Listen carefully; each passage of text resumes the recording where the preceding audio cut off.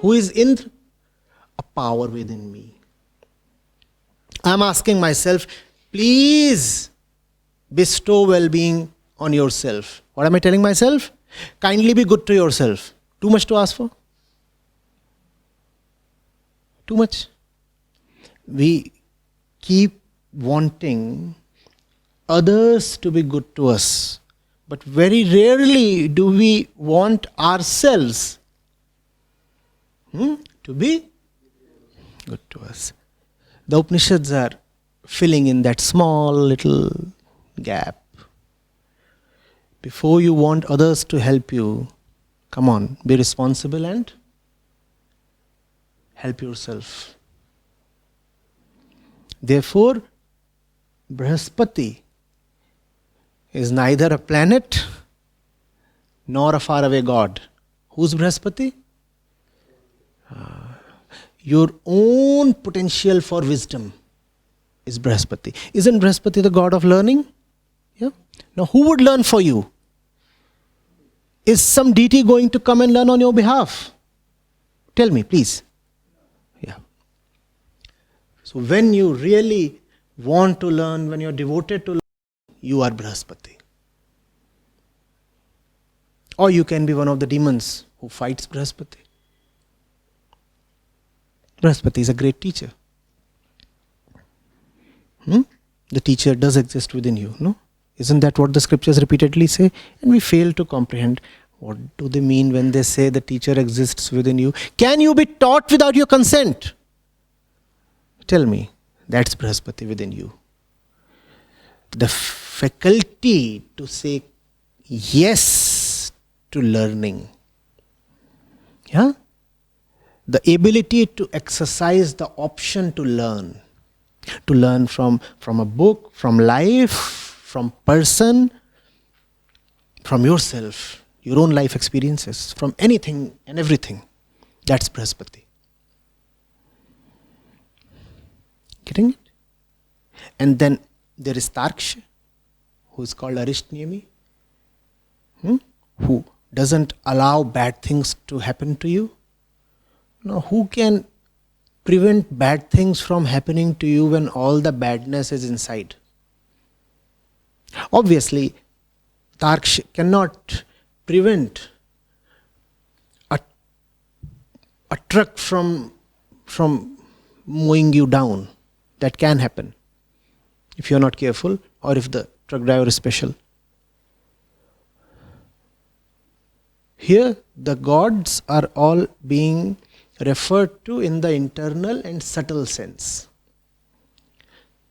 There are things and events and people outside who can harm you in an outer way. They do have the power to, for example, fetter you. They can chain your hands, can't they? What's being said here is that nobody can chain your spirit, your inner self, without your consent. Nobody can bring inner harm to you without your consent. Externally, they can do a lot of things. And externally, you do not require somebody to be vicious to you to bring harm to you. Externally, well, even coincidences can harm you. You can take the road to Gangotri and meet a landslide. Nobody planned it for you. Nobody was conspiring to kill you. You just die. No? And even if there is no such landslide, time will kill you. Right? You will get old and simply die. So, your external self, which is the bodily thing, is always at the mercy of the universe to a great extent. One new virus strain, and we might all find ourselves helpless.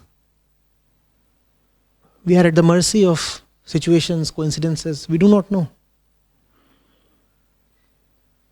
Somebody may now decide to eat a horse.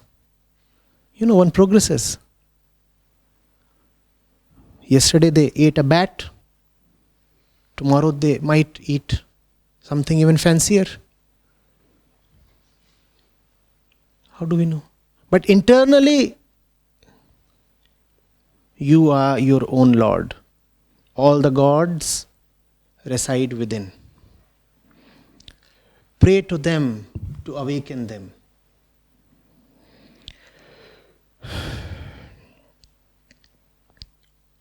Getting it?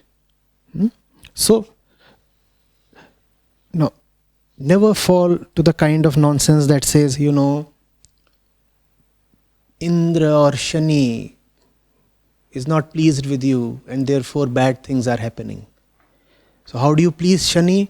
On that particular day you bring oil in an iron vessel and offers this kind of money, and then Shani will be pleased. There is nothing but money for Shani kind of fraud. Where are all the gods?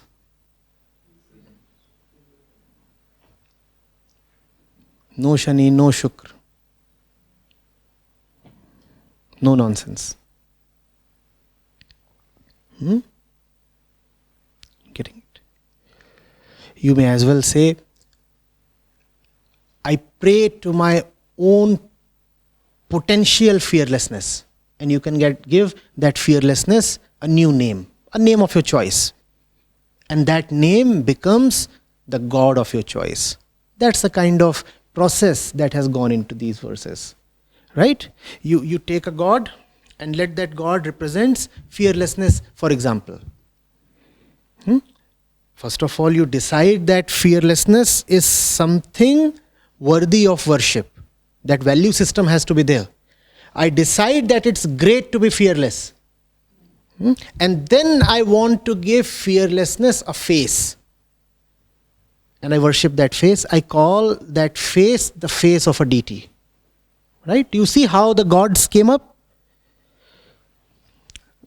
Are you seeing the entire process? Similarly, I find that strength is very important. My value system says no to weakness and yes to strength. So what do? I give strength a face. As poets do. As artists do. Don't they? As painters do.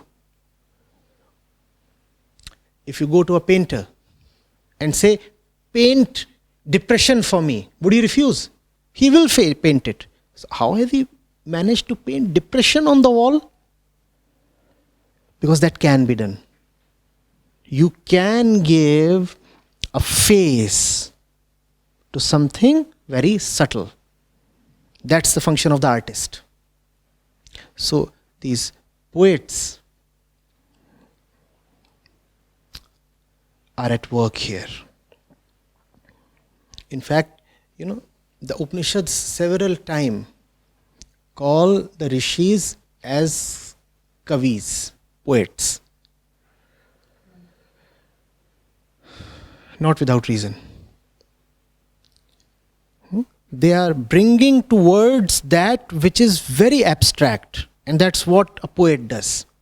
They are giving a face to that which is very conceptual. That's what a painter does. And then when you give it a face, obviously you also give it a name. And that becomes the name of a god. Right? So those gods don't really exist. They are names of something virtuous within. Getting it? Namaskar, Acharya.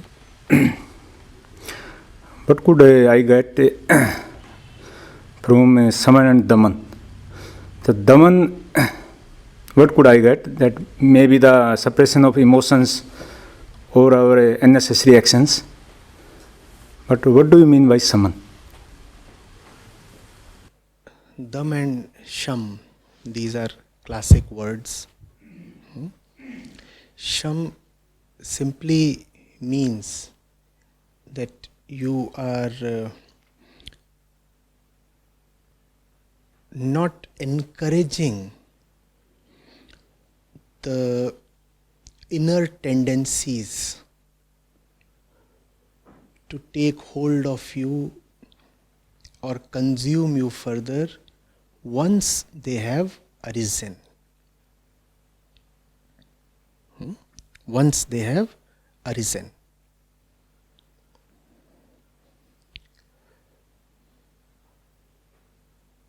What do you call the firemen in Hindi?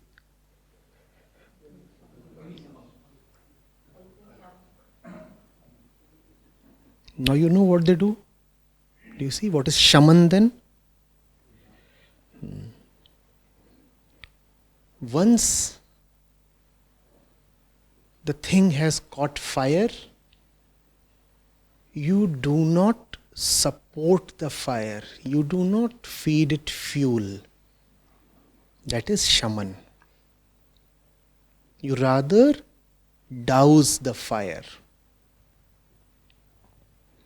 The fire could be of fear, lust, anger, jealousy, possessiveness, attachment, anything.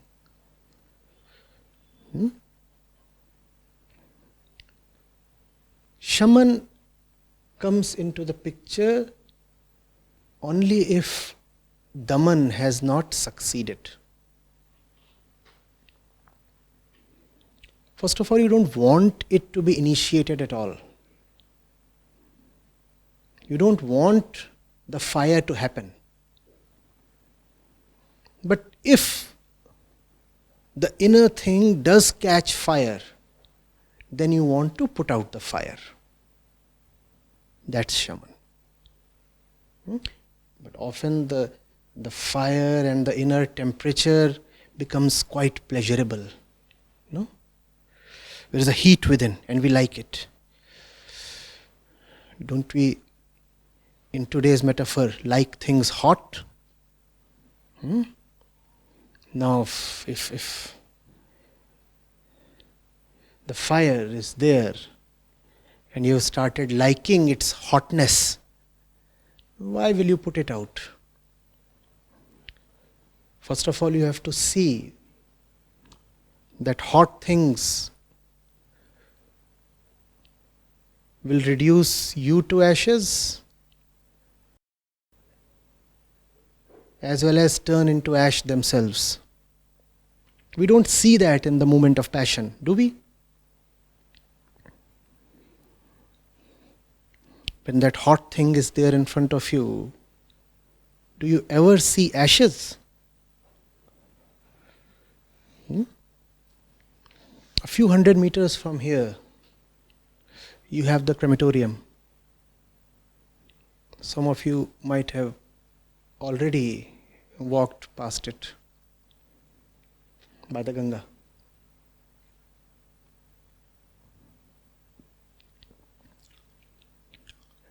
It's spectacular at night. The lit pyres.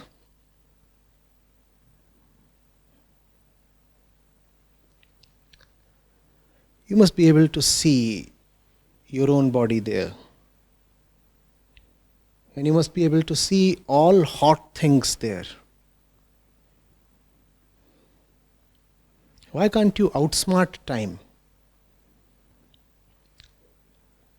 Time will show you those things, right? But time will take 10, 20 years. Why can't you outrun time? Outpace time? What time would anyway show you 20 years later, see it today and you will be saved.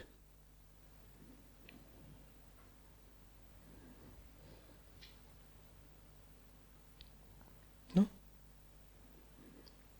Or do you want to keep fooling yourself for 20 years only to come to ashes then?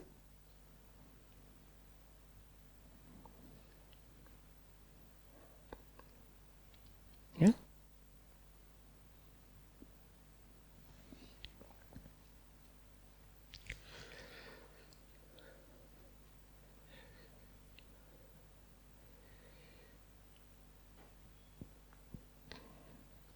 Before that external fire consumes us, most of us are already internally charred, destroyed. by the inner fire. Shaman is about putting out the inner fire. And the scriptures tell us that if you have put out the inner fire, then you are immortal irrespective of what happens to your body. Your body will indeed burn, but you will be immortal. But you are already dead if there is a fire within. Shaman is about dealing with that inner fire properly. It's adjacent to dispassion.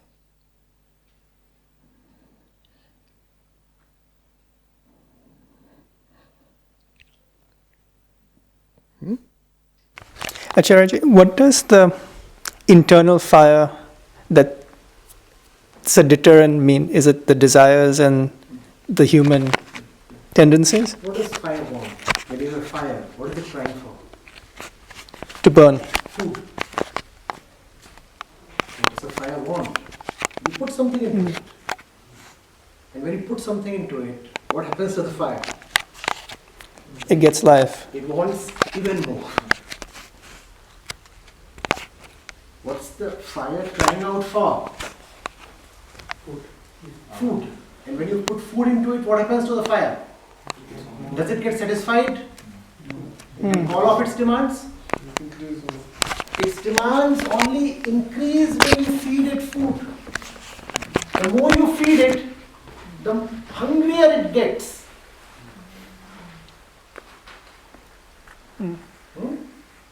It uses everything that you give it to further itself.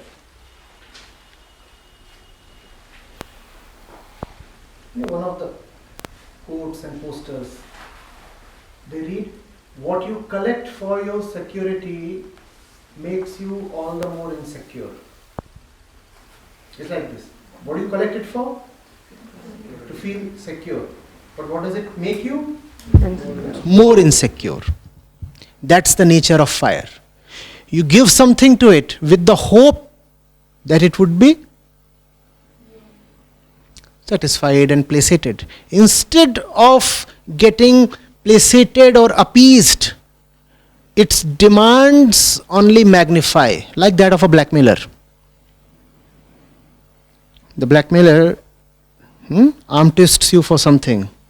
The moment you concede his demands, does he go away happy and contented? What does he do?